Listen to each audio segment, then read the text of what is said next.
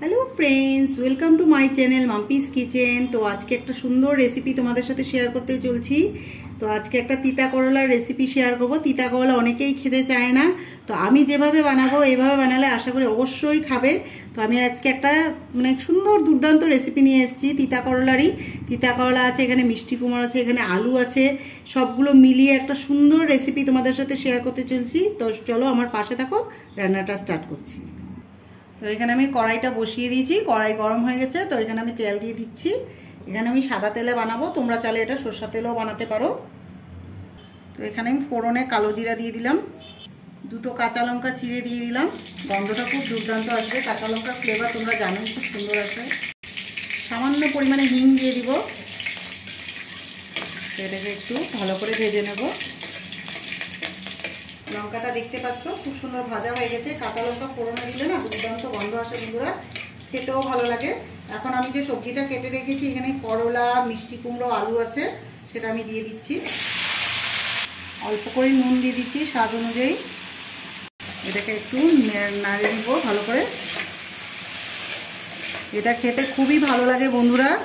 অনেকের ঘরে আছে বাচ্চারা তিতা করলা খেতে চায় না, আমার ঘরেও এরকম করে, কিন্তু আমি এইভাবে যখন বানিয়ে দিই ওরা খুব সুন্দর খেয়ে। করলাটা কত উপকারী তোমরা সবাই জানো। আর এখন তো একটু একটু গরম পড়ে গেছে, এখন এই সিজনে একটু করলা খেতেই হয়।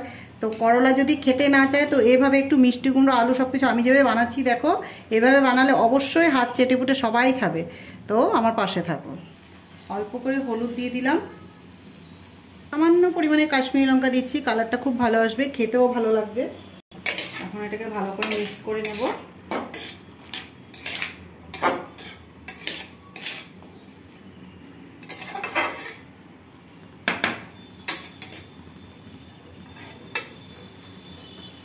এখানে আমি 6টা লঙ্কা দিয়েছি, চিড়ে দিয়েছি। তোমরা চাইলে লঙ্কার পরিমাণটা কমিয়ে দিতে পারো, বাচ্চারা খাবে বলে।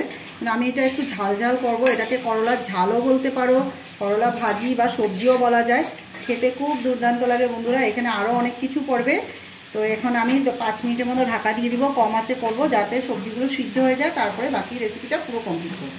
এখন আমি ঢাকা দিয়ে দিচ্ছি 5 মিনিটের জন্য, মিডিয়াম আঁচে এটা হতে দেব। 5 মিনিট হয়ে গেছে বন্ধুরা। তো এখন আমি ঢাকনা খুলে দিচ্ছি।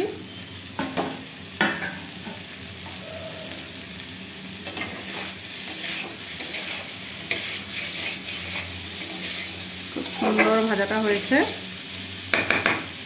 এখন আমি কটা কড়াইশুঁটি রেখেছি, ওটা আমি দিয়ে দিব। কড়াইশুঁটিটা দিলে খুবই ভালো লাগে খেতে। সবজিটা, সবজি বলো ভাজি বলো যাই বলো, মানে খুব ভালো লাগে খেতে। এটা কড়াইশুঁটিটা দিলে খুবই ভালো লাগে।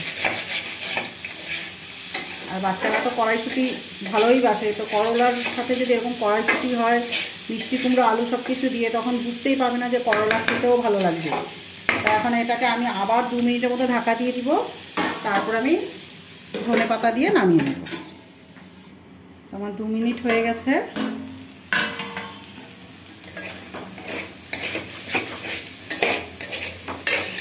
খুব সুন্দর দেখতে পাচ্ছ হয়েছে।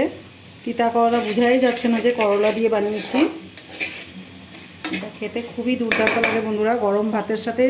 আর এটা পুরো নিরামিষভাবে করেছি, আমিষ পেঁয়াজ রসুন এনে। তোমরা যদি আমিষভাবে করো একটু পেঁয়াজ দিতে পারো, রসুন কুচি দিতে পারো। তো আমি সম্পূর্ণ নিরামিষভাবে করেছি, নিরামিষ দিনে খাওয়ার জন্য। তো খুবই ভালো লাগে এরকম নিরামিষ দিনে এরকম একটা ভাজি বা সবজি বলো। তো এখন আমি ধনেপাতা কুচো দিয়ে দিচ্ছি উপর থেকে। বেশি করে ধনেপাতা কুচোটা দিব, ধনেপাতার গন্ধে মানে আরও ভালো লাগবে, খাওয়াটা খুবই দুর্দান্ত লাগে রেসিপিটা। তো এখন এটা ধনেপাতাটাকে ভালো করে মিক্স করে নেব। এটাকে আরও 2 মিনিটের জন্য করব। ধনেপাতাটা অবশ্যই দেওয়ার চেষ্টা করবে বন্ধুরা। ধনেপাতাটা দিলে খেতে খুব ভালো লাগবে, তার গন্ধটা তোমরা সবাই জানো। ধনেপাতা সব কিছুতেই ভালো লাগে। আর এখন তিতা করলা হলে অনেকে খেতে চায় না, তখন এরকম একটু টেস্টি করে যত টেস্ট বানাবে, যত এটা সেটা ঢালবে, ততই ভালো লাগবে না। ধনেপাতা দাও তুমি, নিরামিষে তো অন্য কিছু দেওয়াই যাবে না। যেরকম হিং দিয়েছি, হিং ফোড়নে দিলে হিংয়ের গন্ধ একটা আলাদা আসে, তো খুবই ভালো লাগে। এরকম অবশ্যই ট্রাই করবে। তো আমার হয়েই গেছে, তাও আমি 2 মিনিটের জন্য ঢাকা দেবো, তারপরে আমি নামিয়ে নেব। আমার 2 মিনিট হয়ে গেছে, আমি ঢাকনা খুলে দিচ্ছি। দেখতে পাচ্ছ কি সুন্দর সব কুক হয়ে গেছে। আলুটাকে তোমাকে দেখাচ্ছি, দেখো পুরো সিদ্ধ হয়ে গেছে। এখন আমি নামিয়ে নিব, হয়ে গেছে। গন্ধটা খুব সুন্দর বেরিয়েছে বন্ধুরা। আর এটা খেতে খুবই ভালো লাগে। নিরামিষ দিনের জন্য স্পেশাল এটা। আমিষভাবে করলে তখন তো বললামই একটু পেঁয়াজ দিলে বা একটু রসুন কুচি দিলে ভালো লাগবে, কিন্তু নিরামিষভাবে এভাবে নিরামিষ দিনে একটু ধনেপাতা হিং ফোড়ন দিয়ে খুবই দুর্দান্ত লাগে খেতে। একবার বানিয়ে ঘরে ট্রাই করো, খুবই ভালো লাগবে। তো বন্ধুরা দেখতে পাচ্ছ কত সুন্দর লাগছে আমার করলা কুমড়ো আলু দিয়ে ভাজিটা। তো ভালো লাগলে একটা লাইক, ফলো, শেয়ার, কমেন্ট করতে ভুলো না। তো অবশ্যই ট্রাই করো, ভালোই লাগবে নিরামিষ দিনে। যারা নিরামিষ পুরো নিরামিষভাবে খায় তাদের জন্য অবশ্যই এটা খুবই ভালো লাগবে। তো আজকের মতো এতটুকুই। নেক্সট ভিডিওতে আরেকটা নতুন রেসিপি নিয়ে হাজির হয়ে যাবো। টাটা।